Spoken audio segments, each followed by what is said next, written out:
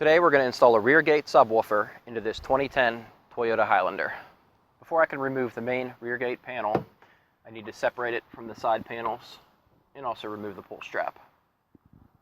The rear gate pull can be removed with a pry tool and 10mm socket.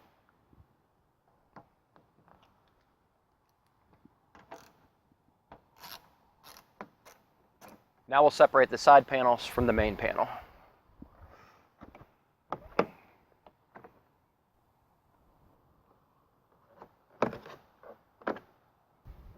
So we'll gently pry around the perimeter of the main panel and then pull it right off.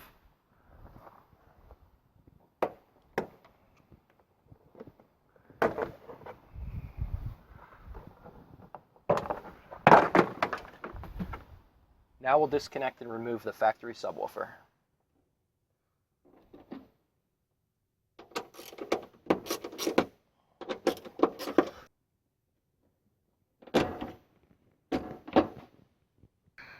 Now we'll install our aftermarket subwoofer into our adapter.